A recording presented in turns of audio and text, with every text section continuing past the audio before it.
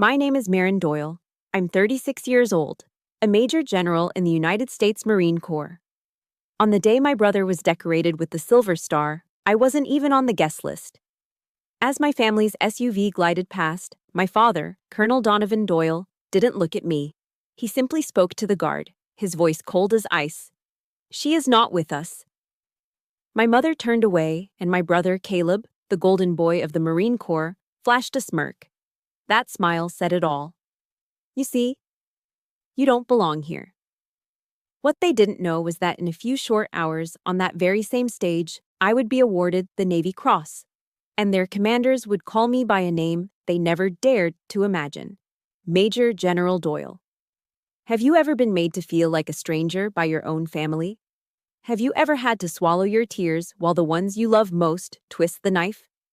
If so, hit that like button so I know I'm not alone. And tell me in the comments just a simple yes or no. This story is for you. And I promise, the revenge will be sweet. The North Carolina sun was a physical weight pressing down on the starched, unforgiving wool of my dress blues. Each perfect crease of the midnight blue tunic felt like a tiny blade against my skin, and a single bead of sweat traced a slow, irritating path down my temple. I stood alone at the main gate of Camp Lejeune, the sprawling heart of the Marine Corps on the East Coast, feeling the humid air stick to my lungs. The young lance corporal at the guard post had the earnest, flustered look of someone who knew he was in the presence of a senior officer but was bound by his orders. He kept checking his clipboard, his brow furrowed in concentration.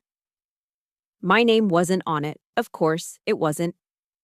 Then the black SUV pulled up. It was the new model, the kind my father bought to signal his status as a retired but still important colonel.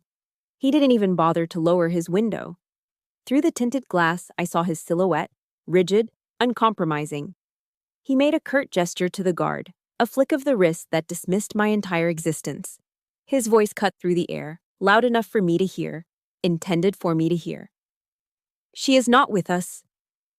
Proceed as required." A knot of ice formed in my stomach. I glanced at the passenger window. My mother, Genevieve, was a blur of floral silk and averted eyes.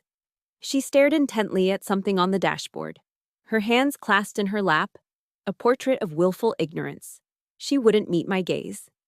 To acknowledge me would be to acknowledge the cruelty of the moment, and my mother's entire life was built on avoiding conflict, on maintaining a fragile, artificial peace. In the back seat, Caleb leaned forward, my younger brother, the celebrated captain, the man of the hour. He caught my eye and a slow, triumphant smirk spread across his face.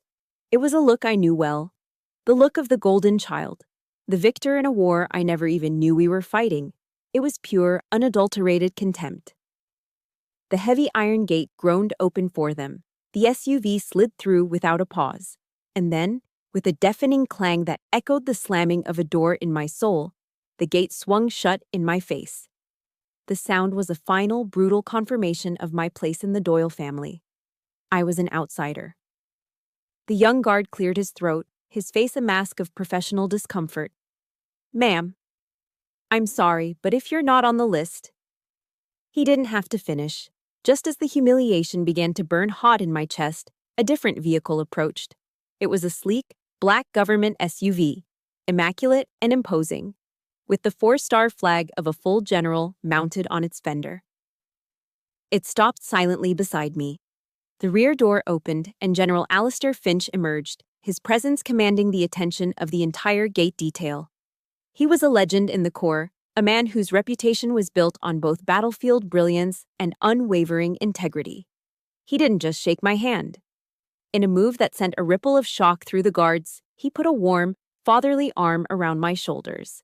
"Major General, I was about to send out a search party for you," he boomed, his voice a perfect blend of authority and genuine affection.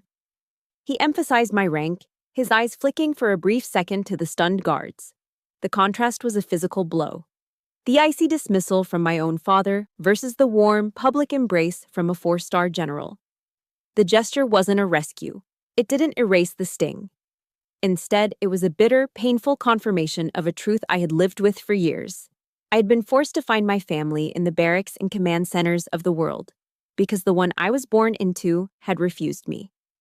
General Finch personally escorted me past the now saluting guards. He didn't lead me toward the reserved family seating, where I could see 3 empty chairs next to my parents and brother. Instead, he guided me down the center aisle toward the front row VIP section. As we approached, colonels and fellow generals rose to their feet with nods of respect. I took my seat directly across the aisle from them. The distance was only a few feet, but it felt like miles. I could feel their eyes on me. I didn't need to look to know what was happening. I could sense my father's stunned disbelief, his face tightening as he tried to process why his desk jockey daughter was being seated among the Corps' most powerful leaders. I could feel my mother's anxious confusion, her hands probably twisting the program into a mangled mess. And I could feel Caleb's simmering resentment, his perfect day suddenly, inexplicably, tainted. My father leaned over, whispering something sharp and angry to my brother.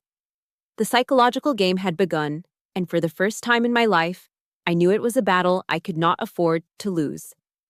The ceremony dragged on. Speeches were made, praises were sung. Finally, it was Caleb's turn. He strode onto the stage, the picture of a Marine hero, his chest puffed out. He accepted the silver star, the polished metal gleaming under the stage lights. He began his speech, his voice smooth and confident. He thanked our father, calling him the greatest Marine I've ever known. He thanked our mother, his rock and rear guard.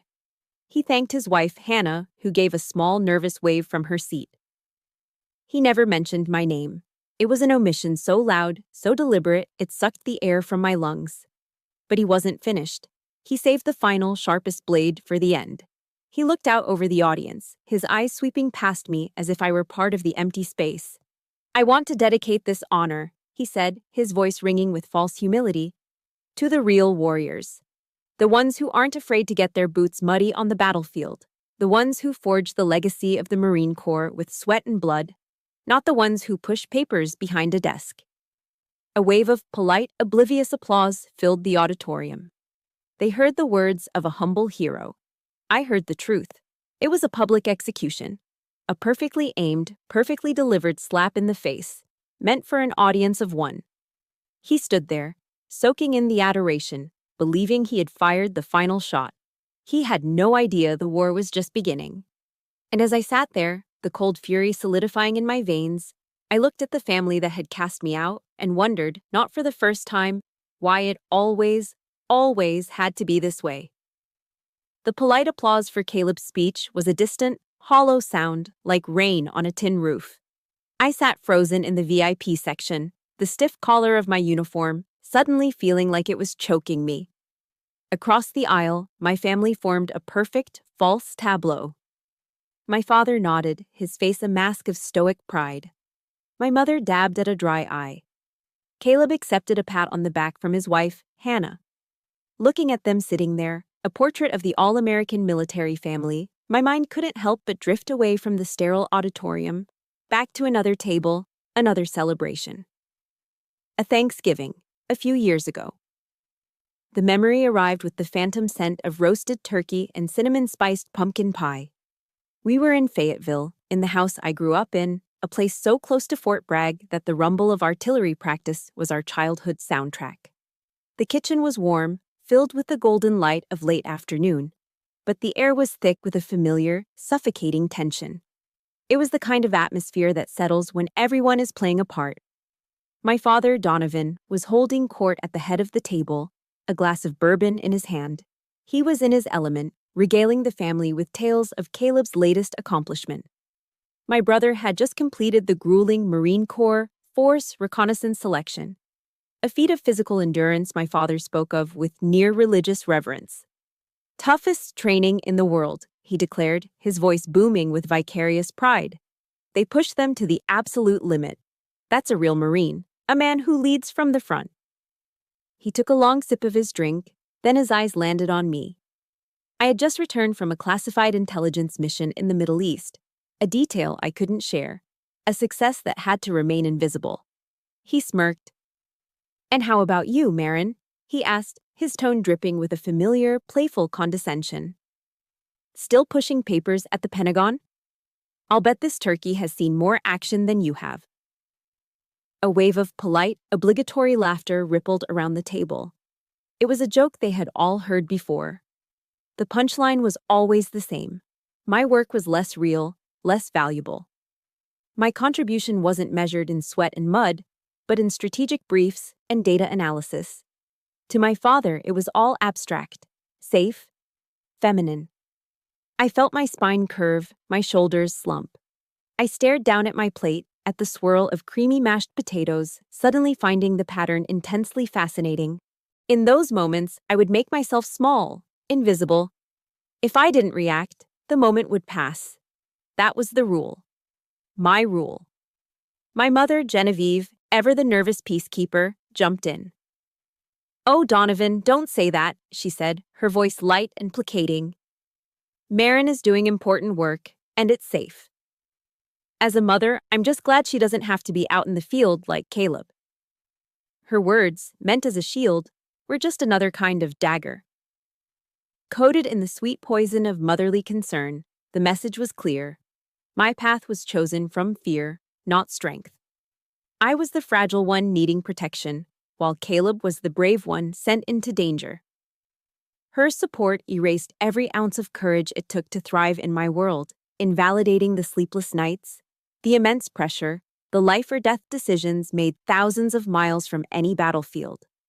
I looked up at her, searching for understanding, but found only pity. The soft, sad look of a mother comforting a child who couldn't keep up. And in that moment, my silence was my consent. By not speaking up, I was agreeing with them. I was accepting their narrative that I was lesser. Caleb, basking in the glow of my father's praise, decided to add his own finishing touch. He picked up a slice of pumpkin pie from the dessert tray, walked around the table, and placed it on my plate with a grand, magnanimous gesture. "Have some more, sis," he said, his voice laced with mock concern.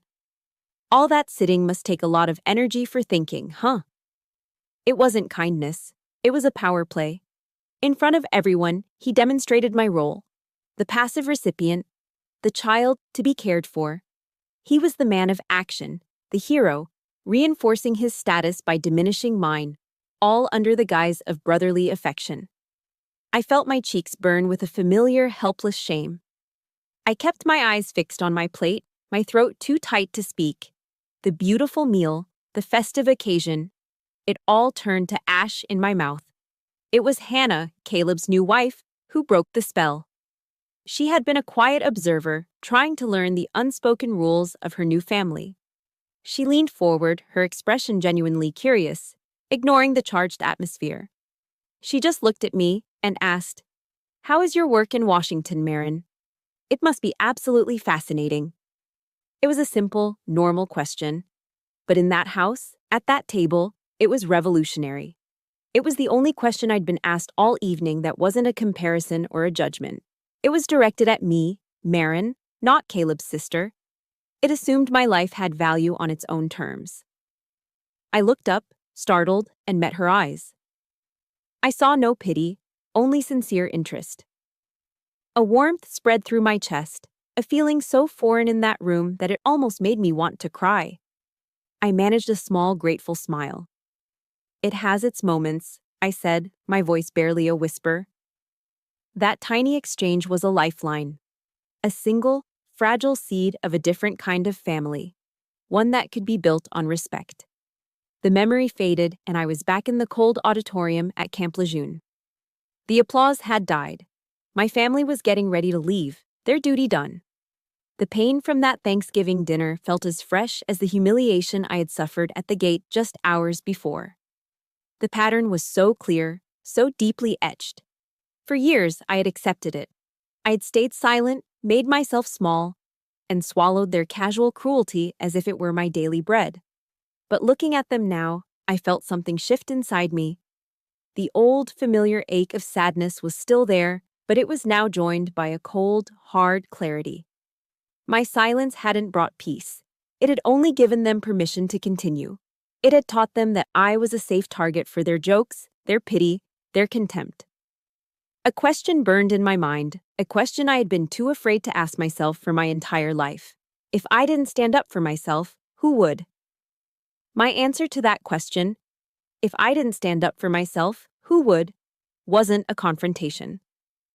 It wasn't a dramatic speech delivered across a Thanksgiving table.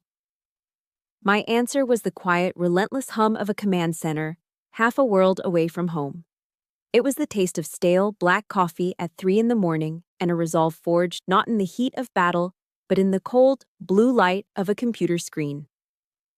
My father's world was one of tangible things: the weight of a rifle, the mud on a pair of boots, the ground gained in a firefight. My world was abstract, a ghost world of data streams, satellite maps, and encrypted calls that bounced across continents. My battlefields were sterile, windowless rooms, the most significant of which was at Ramstein Air Base in Germany, the nerve center of U.S. military operations in Europe. My life there was a blur of 12, sometimes 18-hour shifts. I lived on caffeine and the adrenaline of looming deadlines. Sleep was a luxury, often found in short, jarring naps in a worn-out office chair, my head resting on a stack of classified documents. My team was the best in the world, a collection of brilliant, sleep-deprived analysts who could find a needle in a global haystack. But I was their commander. The weight of every decision, every piece of intelligence we sent up the chain, ultimately rested on my shoulders. I remember one night vividly. The air in the command center was thick with tension. We were tracking a high-value target, a notorious bomb maker, through a crowded city. The intelligence was solid, but the window of opportunity was closing fast. The call came down to me: authorize a drone strike. I stared at the screen, at the grainy infrared image of a vehicle moving through dark streets. Inside that vehicle was a man responsible for the deaths of dozens of soldiers. But around him were the sleeping, innocent lives of a city. My team fed me data: wind speed, potential collateral damage, probability of success. My job was to distill all of it into a single, irrevocable command. My hand trembled slightly as I reached for the secure phone, but my voice when I spoke was steady. Clear. Execute the mission. The silence that followed the confirmation was the loudest sound I had ever heard. In that moment, I wasn't a paper pusher. I was a warrior, fighting a war my father could never comprehend. When a mission was successful, the relief in the command center was palpable. My team would celebrate with tired cheers and cheap pizza ordered from the base food court. They deserved it. They had earned it. But I could never fully join in. The commander's burden is a solitary one. The weight of what if the intel was wrong, what if we missed something, never truly leaves you. It's a ghost that follows you from the command center back to your temporary apartment. My place in Ramstein was a sterile, impersonal box with gray walls and government-issue furniture. It was a place to sleep, not to live. On nights after a major operation, the silence was deafening. I would stand at the window, looking out at the lights of a foreign country, feeling an ache of profound loneliness. I wanted to call home. I wanted to share the crushing weight of my responsibility, or the soaring relief of a success. But what would I have been met with? A lecture from my father about the real military? A question from my mother about when I was going to find a husband and settle down? Another painful comparison to Caleb? So, I didn't call. I sat alone with my ghosts, with the quiet hum of the refrigerator for company.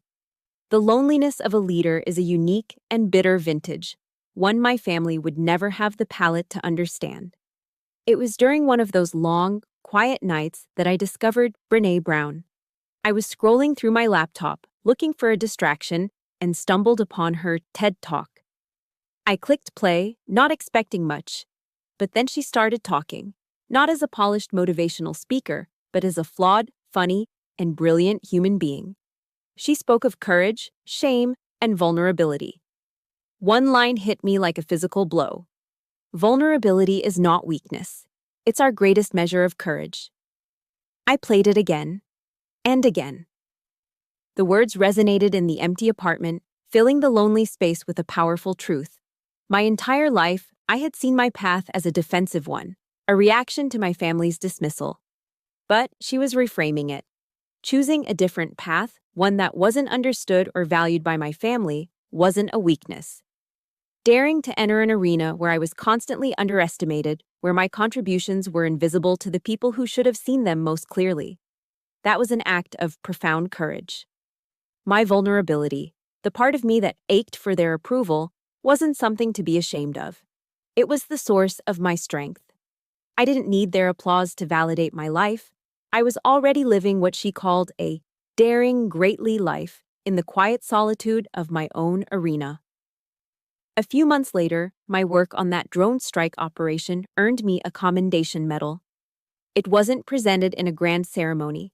It was a quiet affair in a general's office with only a handful of people present. The secrecy was part of the job.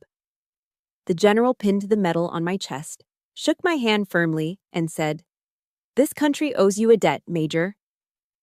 I held the medal in my hand on the flight back. It was heavy, the cool weight of the bronze a solid, tangible thing in my palm. It was real.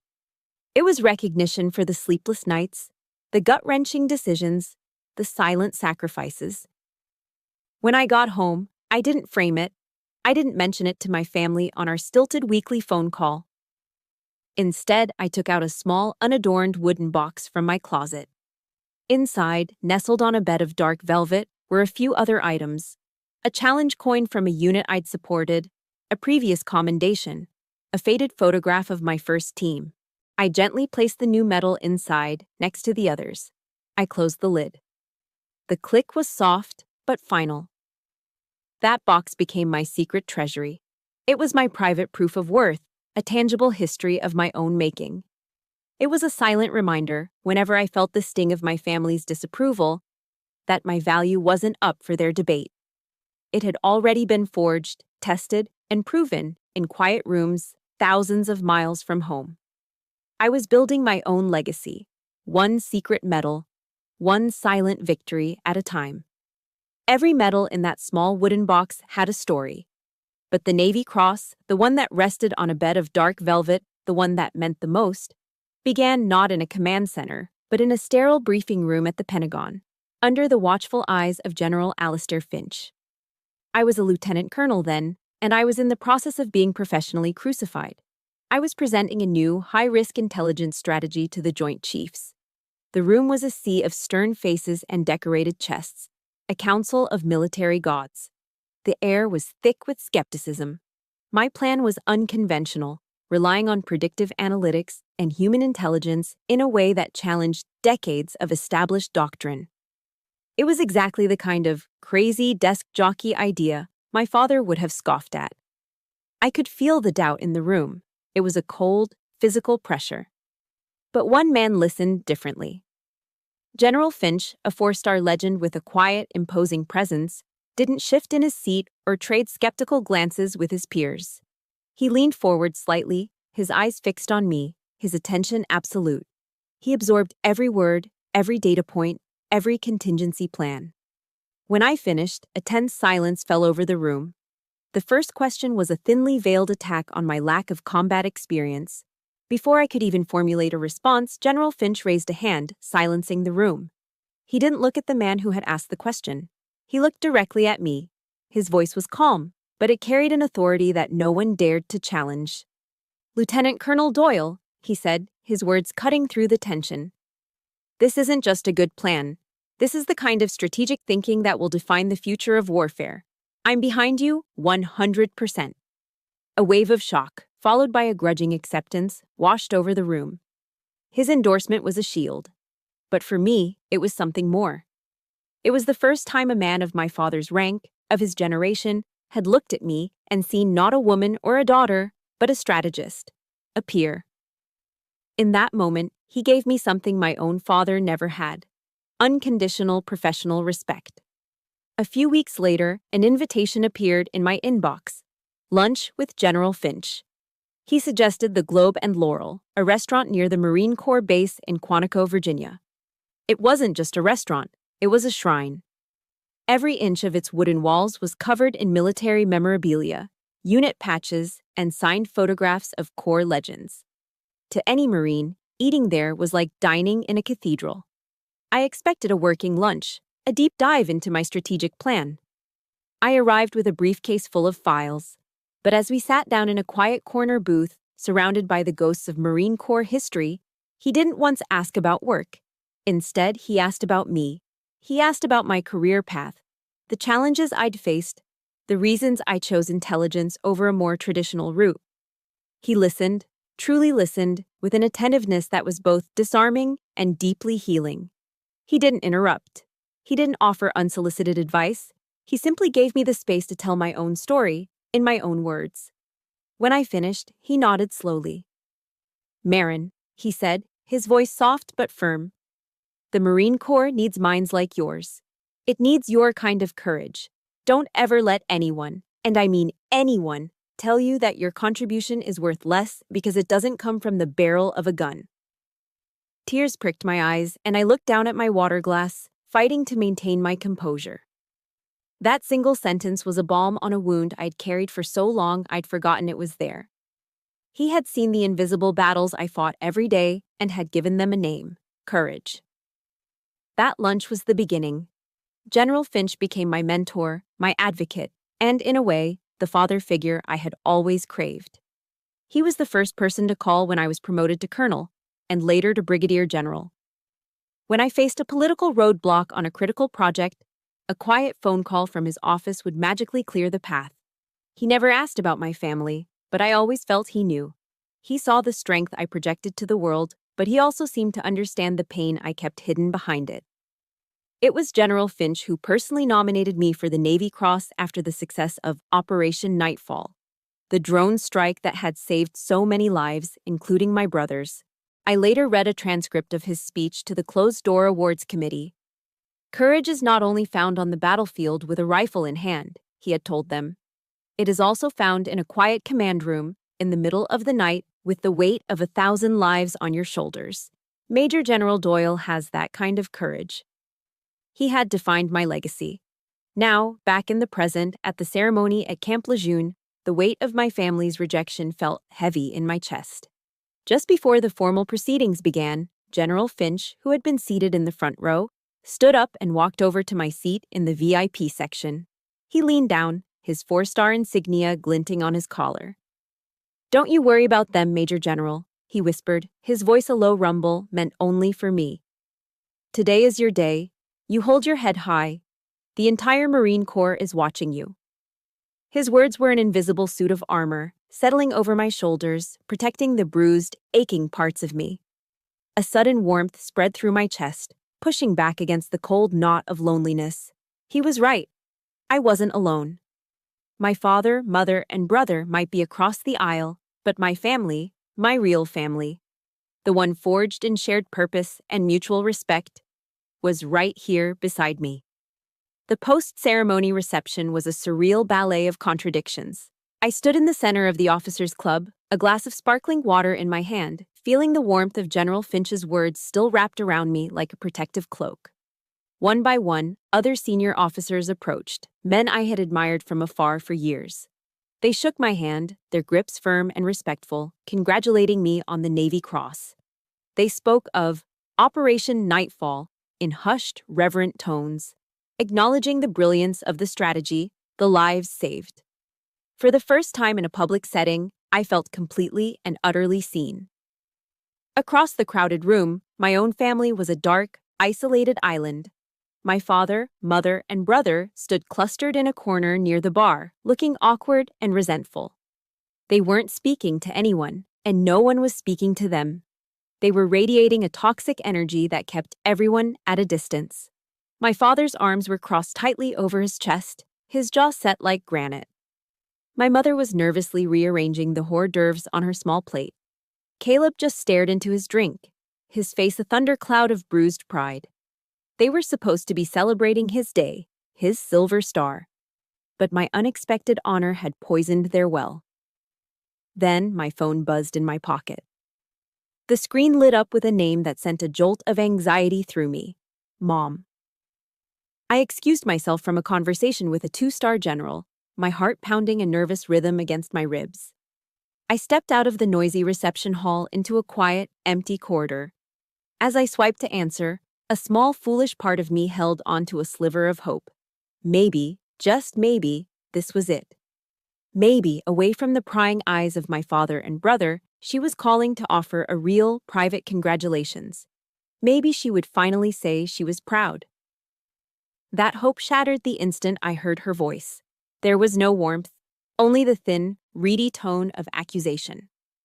"Marin, I cannot believe you would do this," she began, her voice trembling with manufactured distress. "You turned your brother's special day into a spectacle, all about you. Your father is mortified, the entire family is talking. Not a single word of congratulations. Not a whisper of pride, just blame." The familiar weight of it settled on my shoulders, crushing the warmth and confidence I'd felt only moments before. I took a slow, steadying breath, trying to keep my voice even. "Mom, I didn't choose the timing. The award was declassified by the Department of the Navy. I was ordered to be here." "Don't make excuses, Marin," she snapped, her voice rising.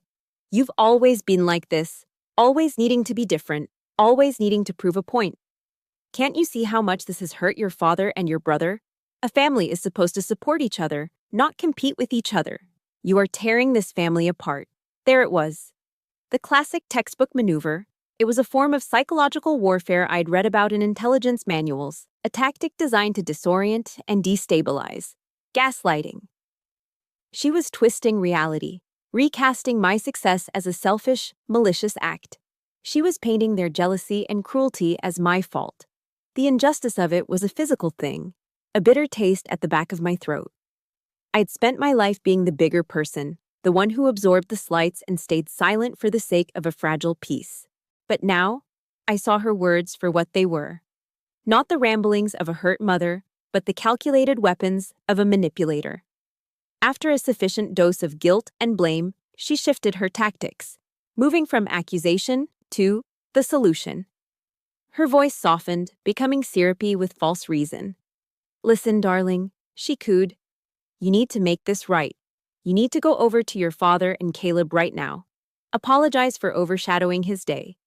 Tell them it was unintentional and that you'll be more humble in the future.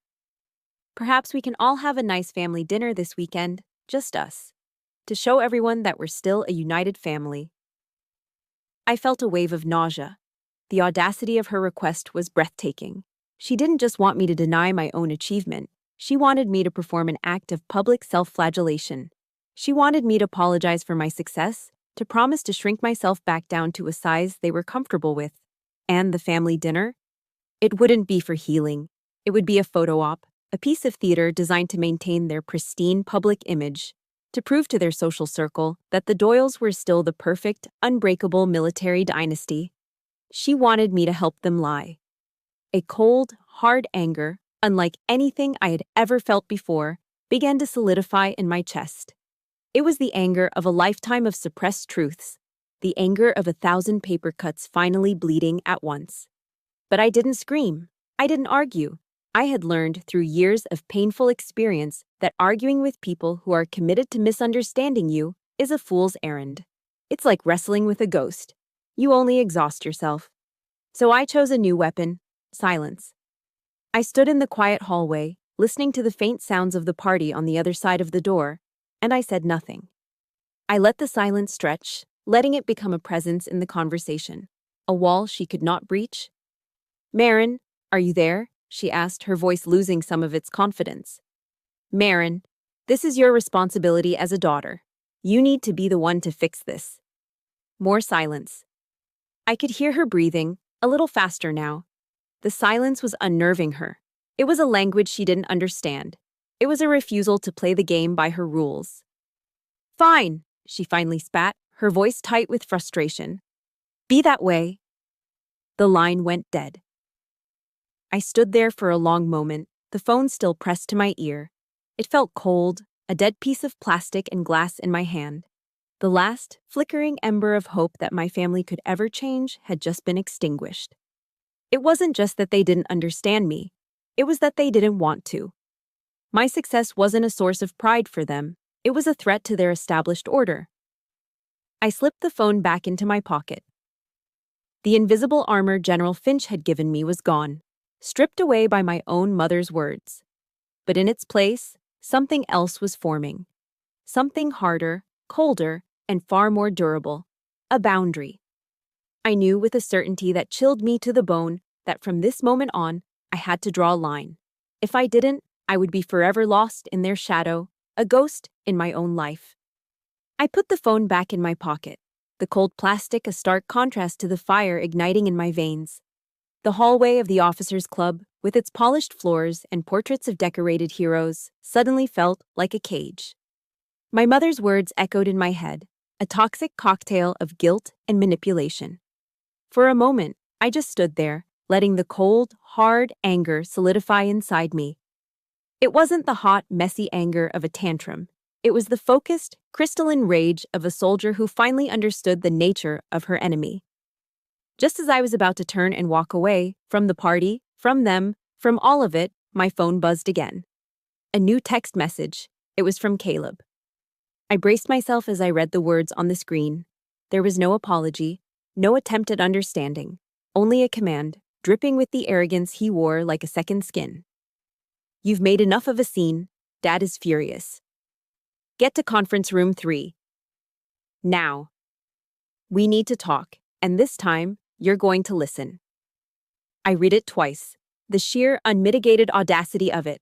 The tone wasn't that of a brother to a sister. It was the tone of a superior officer, a tone he had no right to use. A captain issuing a direct order to a major general. But it was more than that. It was the voice of the golden child, so secure in his position that he believed he had the right to summon me, to demand my obedience. It was the final, crushing weight on a pillar that had been cracking for years. It was the last drop. The dam broke. I didn't text back. I took a single, deep, cleansing breath. My movements became deliberate, precise. I straightened the jacket of my dress blues, smoothing a non-existent wrinkle from the sleeve. I adjusted the alignment of my ribbons, my fingers brushing over the deep blue and scarlet of the Navy Cross. This wasn't just a uniform anymore. It was armor. I turned on my heel and walked, my footsteps echoing with a purpose I hadn't felt before. I wasn't going to a family meeting. I was walking into a battle I had been avoiding my entire life. Conference room 3 was a small, windowless box, smelling faintly of stale coffee and disinfectant. The air was thick and suffocating, a perfect metaphor for my family's dynamic. And there they were, a tribunal assembled to pass judgment. My father, Donovan, stood with his arms bolted across his chest, his face a mask of thunderous rage. Caleb was pacing back and forth in the limited space like a caged tiger, radiating impatience and fury. And my mother, Genevieve, was huddled in a chair in the far corner, making herself as small as possible, her eyes fixed on the drab carpet, already a refugee from a war she refused to acknowledge. My father spoke first, his voice the familiar bark of a colonel reprimanding a disobedient subordinate. Marine, I don't know who you think you are, or what game you're playing, but your little performance today was unacceptable. He didn't use my rank. To him, in this room, I was not a general. I was just his daughter, a problem to be managed. You have embarrassed this family. You turned your brother's day of honor into a laughingstock. Before I could even process the absurdity of his statement, Caleb stopped pacing and jabbed a finger in my direction. You've always been jealous of me, haven't you? He sneered, his face twisted with a victim's righteousness. You couldn't stand to see me succeed, to have one day that was about me, so you had to pull this stunt to steal the spotlight. And that was it. The accusation was so baseless, so profoundly ignorant of the truth of my life, that it broke through the last of my restraint. But the explosion wasn't loud. It was quiet. It was deadly. Jealous? I asked, my voice chillingly calm, each word a perfectly sharpened blade. Jealous of what, Caleb? Your medal? I took a step forward. While you were out on patrol, earning that medal for valor, I was in a command center half a world away, making a decision that saved your entire platoon from a Taliban ambush you didn't even know was there. While you were being brave, I was being responsible for the lives of hundreds of soldiers, including yours. I let the words hang in the suffocating air. Caleb's mouth opened, then closed. For the first time in his life, he was speechless. You speak to me of sacrifice? I continued, my voice never rising, yet filling every corner of the room. You aren't even qualified to be in the same conversation about sacrifice with me. My gaze shifted to my father. The anger on his face was beginning to curdle into confusion. And you, Dad, I said, my voice softening with a terrible final clarity. You love to talk about the Doyle legacy. But what is that legacy really? It's a legacy of favoritism, a legacy of tearing down your daughter to build up your son. I have spent 36 years of my life starving for a scrap of your approval, a single moment where you looked at me and saw something other than a disappointment. I looked at the man I had once revered, the man whose respect I had craved more than anything, and I felt nothing but a cold, hollow pity.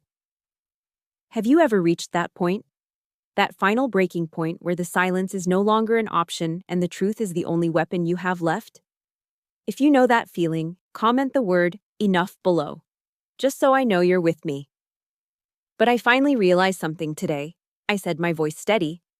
The approval of someone who is incapable of seeing your worth is, by definition, worthless. I walked to the door, my hand resting on the cool metal of the handle. I paused and turned back to face the three of them, three stunned faces frozen in a tableau of disbelief. I was no longer their daughter, their sister, their problem. I was a sovereign nation, declaring my independence. From this day forward, I said, delivering my own oath, a vow to myself. This relationship will be on my terms, or it will not be at all. I am done. I opened the door and stepped out into the hallway, leaving them behind in a vacuum of their own making. The silence that followed was absolute, and for the first time in my life, it was theirs to bear, not mine. Walking back to my hotel room, I didn't feel the triumphant rush I might have expected. The fiery rage from the conference room had cooled, settling into a state of cold, clear resolve. There were no tears. The time for tears was over. My declaration of independence had been made, and now, like any good commander after a battle, it was time to prepare for the inevitable counter-offensive. Inside the sterile quiet of my room, I placed my officer's cap on the desk with deliberate precision. I unlatched my military-issue briefcase, a hard-sided, no-nonsense case that had traveled with me across the globe. The clicks of the latches echoed in the silent room. Inside, nestled between encrypted hard drives and classified briefing books, was a single manila folder. It was my insurance policy, a file I had compiled months ago, hoping I would never need to use it. This wasn't a collection of angry emails or petty grievances. It was a file of cold, hard, undeniable facts. I slid it out and opened it on the clean surface of the hotel desk. The top document was the declassified executive summary of Operation Nightfall. I scanned the familiar paragraphs, my eyes tracing the technical language that described how my intelligence analysis had identified an imminent, large-scale ambush in Afghanistan. I paused on the key sentence, the one that mattered most. The timely and accurate intelligence provided by Major General Doyle's team directly led to the rerouting of Captain Caleb Doyle's reconnaissance platoon, preventing what was assessed to be a catastrophic loss of life. Beneath the summary was a map, the planned ambush point marked with a stark red X. There were after-action reports, timelines, and commendations from other units involved. It was the complete, unvarnished truth of what had happened that day, a truth Caleb was either unaware of or had chosen to ignore, a truth my father had never bothered to learn. I wasn't preparing this file for a lawsuit or a public expose. That wasn't my way. This folder was a defensive weapon. It was my personal validation, a shield forged from my own work, my own competence. It was the ultimate rebuttal to their narrative of me as the jealous, paper-pushing sister. It was a weapon I would only use as a last resort if they continued to deny the reality I had just forced them to confront. Just as I was closing the folder, my phone vibrated on the desk. A new text message. My first instinct was that it was my mother, with another round of guilt-laden pleas. But the name on the screen made me pause. It was Hannah. My breath caught in my throat. I opened the message, my heart thumping with a nervous, uncertain rhythm. The text was short, but it landed with the force of a tectonic shift. Marin, I heard the conversation. I'm so sorry. I don't know what to say, but I want you to know that I believe you. I read the words again, letting them sink in. I believe you. 3 simple words that no one in my family had ever said to me. A crack of light in the suffocating darkness. For the first time, an ally had emerged from behind enemy lines. A witness. Someone who would not allow the truth to be distorted. A wave of relief, so powerful it almost buckled my knees, washed over me. The resolve in my chest hardened into something unbreakable. I was no longer fighting this war alone. I knew my father wouldn't let my final words in that conference room be the end of it. He was a man of order, of control, of established hierarchies. He would see my declaration not as a plea for respect, but as an act of insurrection. His counter move would be predictable. He would demand a formal family meeting, a summit on his home turf in Fayetteville. It would be his last-ditch effort to reassert his authority, to force me back into the box he had built for me. In the past, I would have dreaded such a summons. I would have been sick with anxiety for days. But now I felt a strange sense of calm. I would accept his invitation. But I wouldn't be walking into that house as the prodigal daughter returning for her scolding. I would arrive as Major General Doyle. I would come to the table not as a defendant, but as an equal, armed with the one thing they could not refute, the truth. I began to plan for the meeting as I would for any military operation. Objective: to establish new, non-negotiable terms of engagement based on mutual respect. Assets: the declassified file. The support of an unexpected ally. A newfound sense of self-worth. Enemy tactics: anticipate gaslighting, emotional manipulation, appeals to tradition, and family loyalty. My strategy was simple. I would listen. I would let them say their piece. And if they chose to continue their campaign of denial and disrespect, I would present my evidence, not with anger, but with the calm, irrefutable authority of fact. That night, sleep was impossible. The city lights of Jacksonville bled through the thin hotel curtains. I sat in a chair by the window, looking out at the unfamiliar skyline, but I no longer felt the sharp sting of loneliness. My mind went back to Brené Brown, to another one of her ideas that had taken root in my soul. True belonging, she had written, only happens when we present our authentic, imperfect selves to the world. For my entire life, I had tried to belong to the Doyle family by hiding my authentic self. I had downplayed my successes, swallowed my opinions, and silenced my pain, all in a desperate attempt to fit into their narrow definition of what I should be. It had never worked. Now, I would try a different strategy. I would show up as all of me, the general, the strategist, the leader, the woman who had finally found her own voice. Whether they accepted me or not was no longer the objective. The mission was to belong to myself. And whatever the outcome of this final battle, that was a victory I'd already won. The drive to Fayetteville was a quiet one, each mile on the highway bringing me closer to the heart of my past. When I pulled into the driveway of the house I grew up in, nothing had changed. The same oak tree stood sentinel on the lawn, its branches heavy with age. The same American flag flew from the porch. But as I walked to the front door, I was not the same person who had left. I stepped into the dining room, and the air crackled with a hostility so thick I could taste it. It was a courtroom, not a home, and I was the one on trial.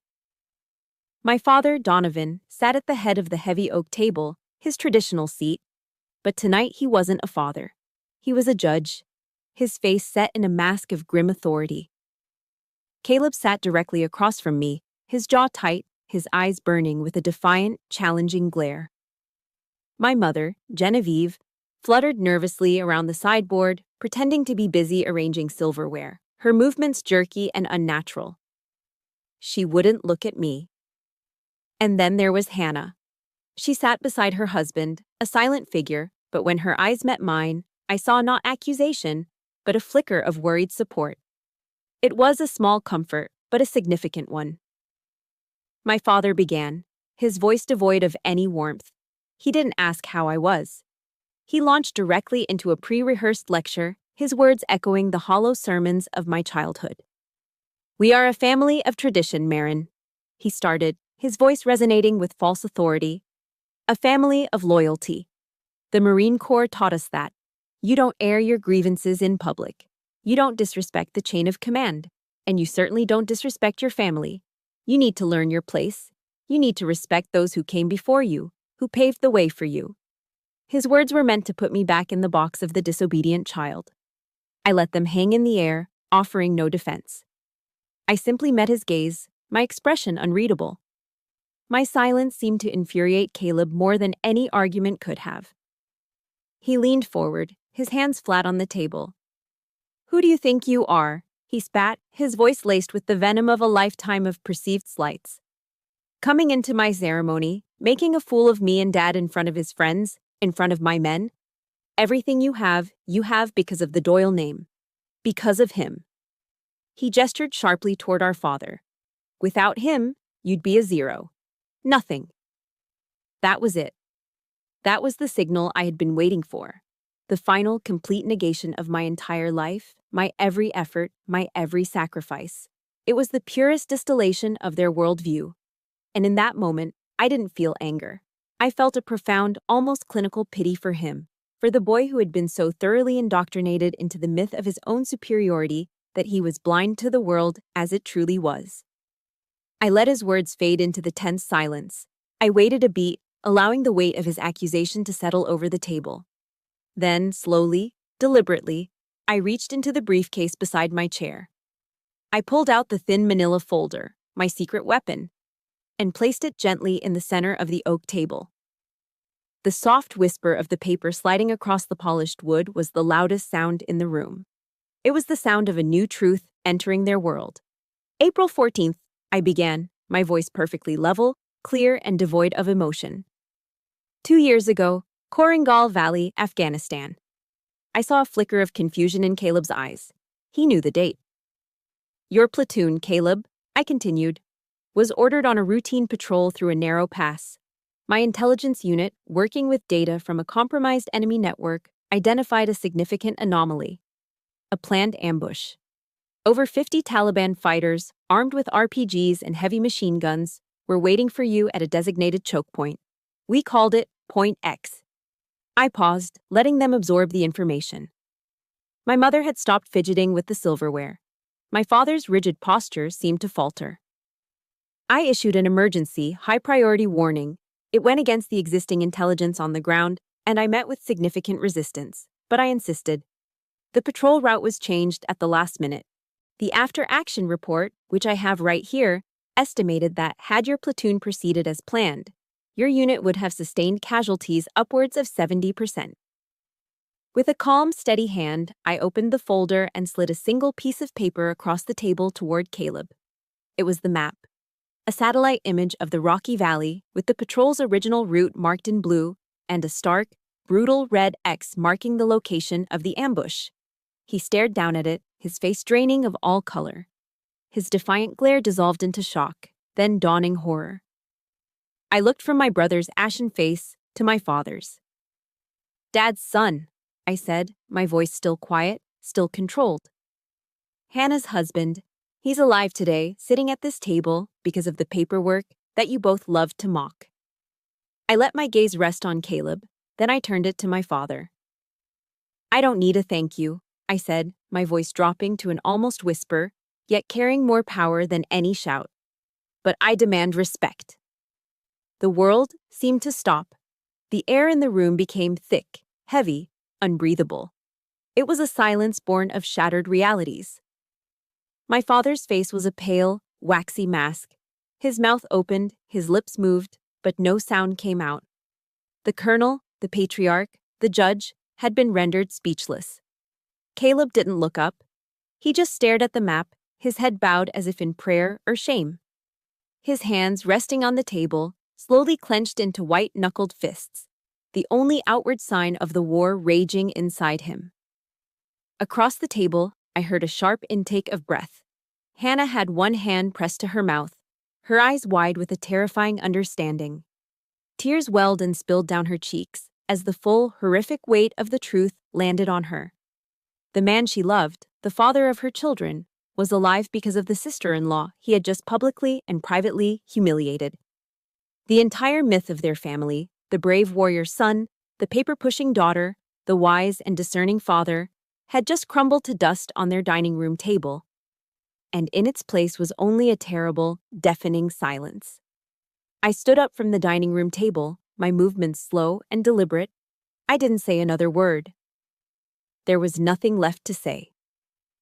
I picked up my briefcase, turned my back on the wreckage of my family, and walked out of the room. I had imagined this moment for years. In my fantasies, it was always a scene of fiery triumph, a cinematic victory lap. But as I walked down the familiar hallway, I didn't feel the exhilarating rush of a winner. There was no elation, no sense of righteous satisfaction. There was only a vast, hollow emptiness. The adrenaline from the confrontation drained away, leaving behind a profound and bone-deep exhaustion, as if I had just completed a grueling multi-day mission. The war was over, but the cost was immense. As I reached the front door, the deafening silence behind me finally shattered. The sounds were muffled, distorted by the walls, but unmistakable. I heard my mother, Genevieve, begin to sob. Not the quiet, dignified tears of regret, but the ragged, gasping sobs of a woman whose carefully constructed world had just imploded. Her grief wasn't for my pain, it was for the destruction of her illusion of a happy family. Then I heard my father's voice, and it was a sound I had never heard before. It was stripped of all its bluster and authority, leaving only a thin, trembling thread of defeat. "Let her go," he said, his voice cracking. It wasn't an order. It was a surrender. And then, Caleb. His voice erupted, not with remorse, not with gratitude, but with pure, undiluted rage. A fist slammed against the oak table, the impact vibrating through the floorboards. "She did this to humiliate me," he roared, his denial a pathetic shield against a truth he couldn't bear to face. His final, desperate lie was the only confirmation I needed. My decision was the right one. I closed the front door behind me, the soft click sealing off the past. A week later, I was in my office at the Pentagon. The world had moved on. There were reports to analyze, briefings to attend. I was immersed in the familiar, orderly world of strategy and data, a welcome refuge from the chaos of my personal life. A letter arrived with the afternoon mail. It was a simple, cream-colored envelope, my name written on the front in my father's familiar, rigid handwriting. But this time, the usually firm, decisive strokes of his pen seemed shaky, uncertain. My hands trembled slightly as I opened it. The letter was brutally short. He didn't apologize. A man like my father didn't know how. Apology was a foreign language to him. But he wrote, "I have reviewed the reports. I was wrong in my assessment of you. I am proud of the soldier you have become." I read the words over and over. I'm proud. The 3 words I'd spent my entire life yearning to hear. The validation I'd craved more than any medal. But as I sat there, staring at the shaky ink on the page, I didn't feel the surge of joy I once would have. I only felt a deep, aching sadness, a grief for the years lost, for the relationship we could have had. The words had come, but they had come too late, after the wounds had scarred over too deeply to ever truly heal. I folded the letter carefully and drove home that evening. I took out the small wooden box from my closet, the one that held my secret history. I placed my father's letter inside, alongside the medals and commendations. It wasn't a new beginning, it was closure. The following afternoon my phone rang. It was Hannah. Her voice was quiet but filled with a steely resolve I'd never heard from her before. "Marin," she said, taking a deep breath. "I talked to Caleb. I really talked to him. He's not changing. He still thinks you did all of this to him. He can't see past his own pride." She paused, and I could hear the sound of children playing faintly in the background. I can't live with that anymore. I can't raise my sons in a house where the man they look up to is incapable of admitting fault, or of being grateful to the person who saved his life. The boys and we're moving out for a while. I need to think. I was stunned into silence. My act of self-preservation had become a catalyst. It had unintentionally held up a mirror to her own life, giving her the strength to see the cracks in her own marriage. It was a staggering, unforeseen consequence, a testament to the powerful, unpredictable ripple effect of speaking the truth. I knew then that I had one final thing to do. This wasn't about them anymore. It was about me, about defining the terms of my own peace. I sat down at my computer and opened a new email, addressing it to my father, mother, and brother. My fingers hovered over the keyboard. This felt harder than ordering a drone strike, more fraught with danger than any decision I had ever made in a command center. I began to type. Subject: Our path forward. I am writing this because I believe we all need time and space. The foundation of our relationship has been severely damaged, and it cannot be repaired with polite phone calls or pretend family dinners. The patterns of disrespect and dismissal have run too deep for too long. I'm not cutting off contact forever, but I'm establishing a new boundary. From now on, any interaction we have must be built on a foundation of mutual respect. Not the respect you give to a daughter or a sister, but the respect you give to another adult. When you are all ready and willing to do that, truly ready, you know how to reach me. Until then, please do not contact me. My finger hovered over the send button. It was a declaration of war and a treaty of peace, all in one. It was the acceptance of a great loss and the claiming of a greater freedom. I closed my eyes and clicked. As the email disappeared into the digital ether, I didn't feel sadness or anger. I felt a quiet, profound sense of release. The weight of their expectations, their judgments, their narrative, it was finally, blessedly, gone. I had stepped out of their shadow, and for the first time, I was standing in the light entirely on my own. A year passed, a year of quiet, deliberate healing. The boundary I had set was a wall of silence, and in that silence, I finally began to hear my own voice. I found myself walking through the soaring, sunlit halls of the Women in Military Service for America Memorial in Arlington. The air was still and reverent, filled with the stories of women who had served, who had fought, who had persevered. I wasn't there alone. Beside me was a young, brilliant intelligence captain, a rising star whose career I'd taken a personal interest in. We walked along the curved glass panels etched with the names and stories of servicewomen. She was telling me about a challenge she was facing, a group of older male colleagues who consistently dismissed her analysis, who patronized her in meetings. It was a story I knew by heart. I stopped and turned to face her, the light from the memorial's glass ceiling illuminating the frustration in her young face. I didn't offer her strategic advice on how to outmaneuver them. I offered her something more important, something I had learned in the crucible of my own pain. Your value is not determined by their opinion of you, I said softly. It's not determined by their approval or their acceptance. It's determined by the quality of your work and the integrity of your character. You know your analysis is sound. You know you're good at your job. Trust that. Trust yourself, especially when no one else seems to. As I spoke the words, I realized I wasn't just talking to her. I was talking to the younger version of myself, the girl who had sat at the Thanksgiving table and made herself small. In that moment, sharing the hard-won lesson, I felt the true nature of my legacy beginning to form. It wasn't about the medals in the wooden box. It was about this. It was about passing on a torch of resilience. Later that week, my phone rang. The number was unfamiliar. I hesitated, a flicker of the old anxiety returning before I answered. "General Doyle," a voice asked. It was hesitant, almost unrecognizable. It's Caleb." I stood perfectly still, my own breathing silent in my ear. He sounded like a stranger. "Hannah. She said I needed to do this myself," he stammered, the words clumsy and choked. "She said I needed to be a man and make the call. Marin. I'm sorry." He took a ragged breath. "I was a fool, an arrogant, blind fool. I owe you my life, and I owe you an apology. For everything." His voice broke on the last word, the sound raw and stripped of all its former arrogance. It wasn't a perfect apology. It wasn't a magical absolution for a lifetime of hurts. But it was real. It was a start. The boy who had never been wrong was finally admitting fault.